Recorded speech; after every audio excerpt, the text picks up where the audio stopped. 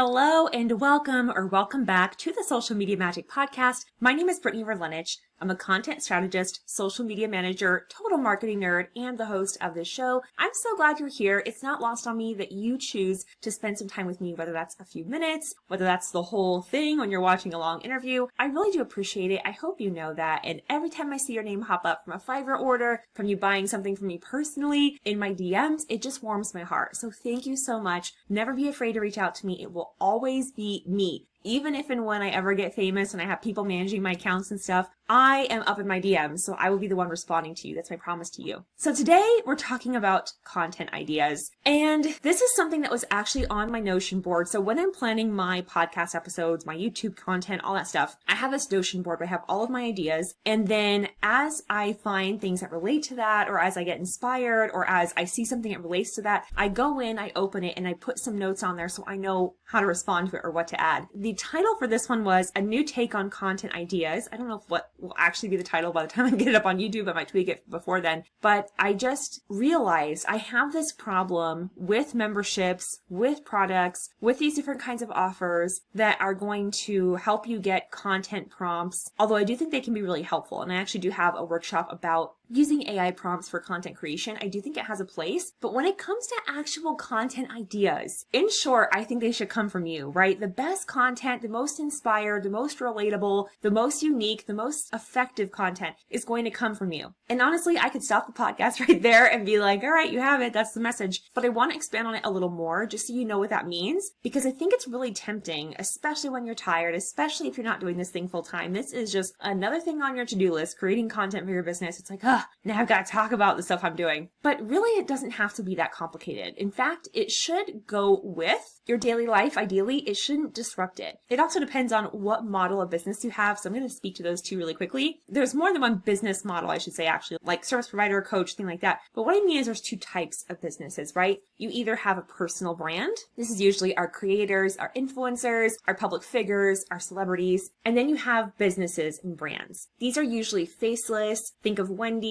Think of the National Park Service, although they technically have faces for their national park rangers, Duolingo, things like that, where the brand does have a character typically, but the character is not so obvious as when a personal brand is just you. Like for me, I've changed everything over to Brittany, so there is no way for you to misunderstand. It is me, right? It is me here. It's me talking to you right now. It's me creating a lot of the content. So you have to answer that question for yourself first, and that can be a hard one to answer. Do I have a personal brand? Do I go all in with first name, last name, and just have everything I create be an outflowing from me? There are upsides and downsides to this, and there are upsides and downsides to the other way, where you get to be a little more anonymous and kind of hide behind your store brand logo or behind a brand in general. I'm not going to get into that in this episode, although I am really tempted to, and I'm going to make a little note to definitely cover that, because if I haven't talked about that before in depth, I think I've touched on it, but I don't know if I've really gone deep in, and that is an important one. So personal versus store brand. Got it. But once you have that settled, you should be thinking about how the content for your social media, no matter the platform, no matter the medium, so whether it's text, video, or audio, whether it's Facebook, Instagram, Threads, Twitter, whatever, it should go with your life. Let me give you an example. I made a reel the other day about me going to Dollar Tree, and all I did to make the reel was I just recorded myself doing the things I was already doing. Now, this does take a little bit of awareness. It is a new practice. It is a little bit cringy. It feels very uncomfortable to be recording yourself in public, doing little poses and things, right? Those aren't things I do in daily life. I don't pose at people like this, right? Like, who would do that? But you do animate, you do emote on camera, and you do make yourself more animated because it has to come through, right? Like, honestly, most of the time I'm probably making this face, but like the RBF, but I can't do that with you on camera because then you're gonna be like, oh my gosh, she's so mean, even though it's not really me. I mean, and actually if we were talking in person, then you would see more of what you see right now, right? Because we're talking back and forth. So when I am recording content, I do have to envision and imagine in a way that someone is sitting here with me, which is so weird because I'm staring at this blank camera with a little lens. But what I mean by integrating it into your daily life is think about the things you're already doing. And I know this is really hard because whenever I say this, I have someone respond to me, well, you're traveling. Well, first of all, yes, I do travel a lot, but the amount I'm traveling versus the amount I'm in my house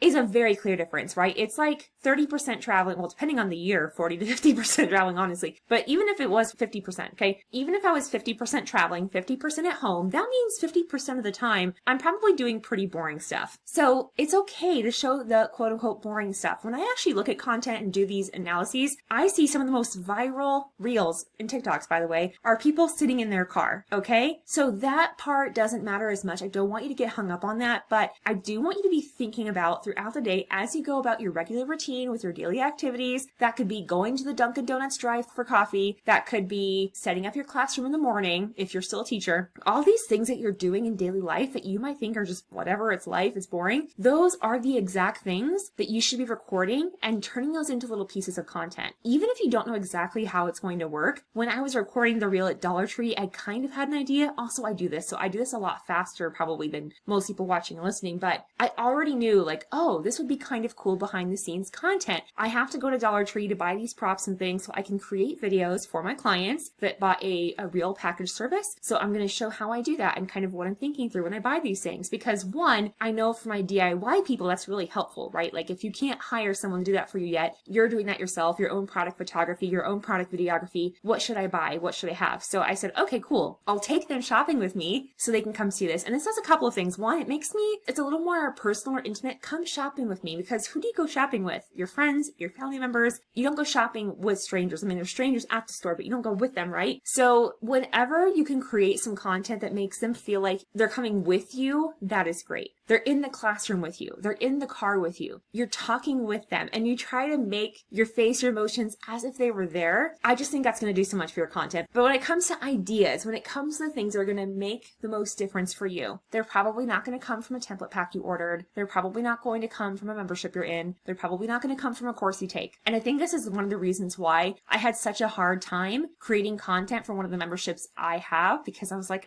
I don't want to tell you what to post. Even though I know, depending on where you are in your content creation journey, that's what you're looking for. What to post on da-da-da. And if you're in the beginning, what to post about ABC. And I get it if you're in the beginning, that is what you're looking for. How many times should I post? Which platform should I be posting on? All that. But those are the wrong questions to ask. Now, on an SEO perspective, I get that that's probably where I should be talking to people because they're up on that top of funnel discoverability journey and then they will find me. And I do talk about those things to an extent, like on my YouTube channel, and then actually pivot and say, actually, what you should be worried about is XYZ. And you have things like that for your own niche too. You could probably think about science of reading. How many people look that up? Whole language. You think about these things that when you get in the head of your person, what is it they're looking for? It's kind of like you give them what they want, what they're looking for, but then you give them what they need, right? It's kind of the same thing. Like I'm meeting them where they're at. Okay, I know that you're trying to figure out which platform is best. I know you're trying to figure out how many times a day to post. Okay, yes, here's some information about that, but really, I'm taking you over here, pivot. This is what you should really be caring about because I know they're not going to be looking those things up. I hope that's making sense. Carly, I can't remember her last name. Oh my gosh. I'm sorry, Carly, if you're hearing this, but she has a saying I really love that says, give them chocolate covered broccoli. They're looking for chocolate. They're craving chocolate. They're not craving broccoli, but what do they actually need for nutrition? They need the broccoli, right? So even though chocolate covered broccoli sounds really gross, yeah, chocolate and broccoli. You got to sell them what they want and give them what they need. And that's not just in your paid products. That's in your content too. So when you are brainstorming ideas, think about that. How can you sell the content itself, sell yourself too, because people need to know that they can trust you, that you know yourself, that you're the expert or the enthusiast or whatever. Why should they follow you? Why should they buy from you? Why should they listen to you? So content ideas, that's kind of my hot take, is that the ideas aren't, okay, yes, I'm going to take you to Dollar Tree. Like that is the idea, I guess, on paper when I'm like writing a little mini script for it. But really the idea came from what I was already doing. I didn't go to Dollar Tree just to make the video for you. I had to go to Dollar Tree anyway. And so I said, oh, let me bring them behind the scenes and show them how I do this. So one, you feel like you know me better, but two, so that you actually leave with these skills because I do these things for my work and I know that you could use that too. Okay, now let's get a little bit practical because you might be watching or listening to this and thinking,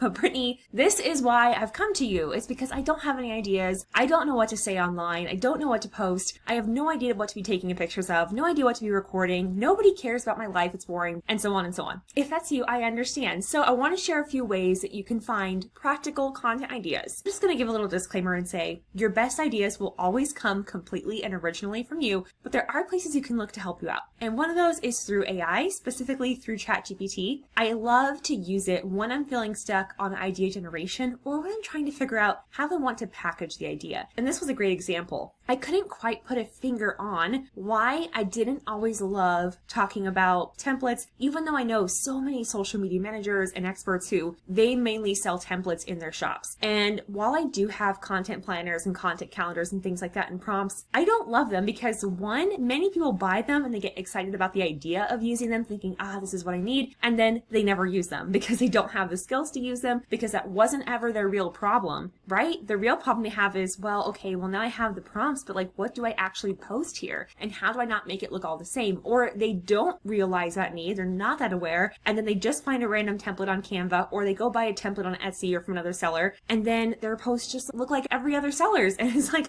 you're in the same problem again. So I knew I had to make an episode that dove deep into where do we find and get content ideas. So ChatGPT is a good place to start. I actually do have a workshop that has AI prompts templates for content creation. It's focusing more on repurposing, but that is a great place for you to start if you're looking to learn how to use ChatGPT as your co-writer and not something that just writes completely for you. So I'll be sure to have that course down in the episode description. I also wanted to give a nod to Vanessa Lau. She is another content creator I really admire. I love her work. And she actually just recently created a video about this. And I was like, oh my gosh, yes, that is exactly what I'm talking about. And she's talked about how all content ideas really come from your thoughts, your lessons, and your experiences. And I would add in there your expertise, because depending on what you're talking about, right, especially if it is topic specific, you are talking about speech behavior therapy, you're talking about the science of reading, you're talking about writing for students, whatever it is, you're going to have some content matter expertise. And though there are some social media people out there who would say, people don't want to see how-to videos anymore, it's all about personality and all that stuff, that is great for personal brands. However, I do think if you are going to be creating content, if for no other reason than to help Google figure out what your content is about, to help these platforms figure out what your content is about, and to have people leaving with real actionable information, you do need to share some stuff that is tactical and practical and usable, and that means also talking about your content matter expertise. But let's just break down this idea that Vanessa Lau was talking about, how your content ideas come from your thoughts, lessons, and experiences. Lessons is an easy one, right? You have something happen to you, it's a daily activity, something goes wrong, and you're like, wow, I learned a lesson here. Let me share this with my followers, with my subscribers, with my podcast listeners, wherever you're creating content, maybe your email subscribers, and share the lesson so I could save them time, save them money, save them the stress.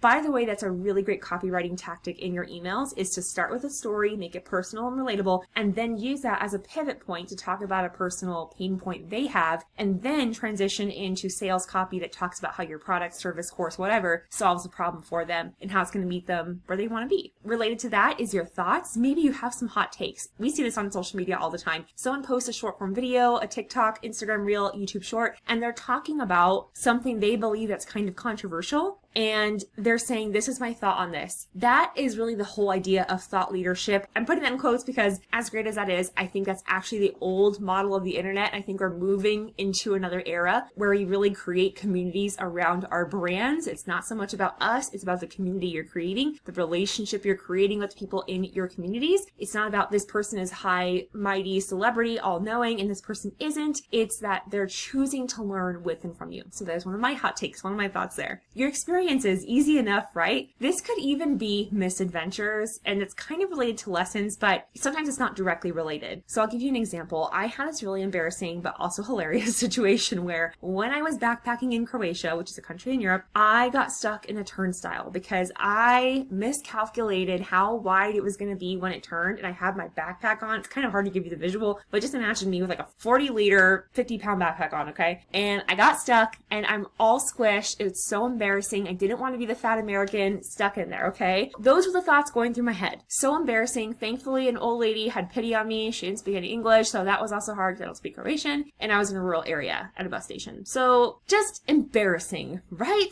But if I was going to use that in copy, I could talk about that and say, in my travel content especially, I could make that related and say, hey, make sure when you are putting your money in for the turnstiles, you throw your stuff over the turnstile, then pay, and then go, right? That could be a practical takeaway for them if I was creating content around that. Or if I was telling you right now, I'm using that as an example of a possible experience, right? So everything that happens to you, everything you think, everything you say, everything you learn could be a content idea. And I do think it's really important to set aside some time for not only ideation itself, because I think most people don't put aside time for ideation. They just want to go straight to posting, and there are multiple stages of writing, and we have to leave time for the brainstorming and ideation phase. But then also, you need to have some time to be not consuming content, not thinking. And that sounds so counterintuitive, but you need to spend some time outside. You need to spend time playing. You need to spend time in your hobbies, with your friends, with your family members, completely away from the online space for marketing. Because if you just live online, you're not going to be experiencing or learning or doing anything worth talking about, and you're not going to have any fresh ideas. So major props to Vanessa Lau for breaking that down in an even better framework than I had before. So definitely go watch her video if you're more interested in content creation and ideation. She's going through a really interesting transition too, because she used to be very much the how-to expert on Instagram, and now she's really shifted to more of a personal brand with a physical product company. So it's kind of fun to see that from a content strategy perspective. And also, she's just so cute and funny. She's a good follow. If you do need content ideas, though, I often share them on my Instagram account. So if we're not already connected there, I'll put my QR code up on the screen so you can come give me a follow. Take your phone, act like you're going to take a picture, hold it up to the QR code, a link to my profile will pop up, click on that, and it'll take you right to me on Instagram. So I look forward to hearing from you soon. Otherwise, you'll see me or hear from me on the next episode of the Social Media Magic Podcast. And also, while you're here, quick plug for my YouTube channel. I'm getting a lot of other content up there too that's not podcast specific, it's not shorts, but it's actually more technical.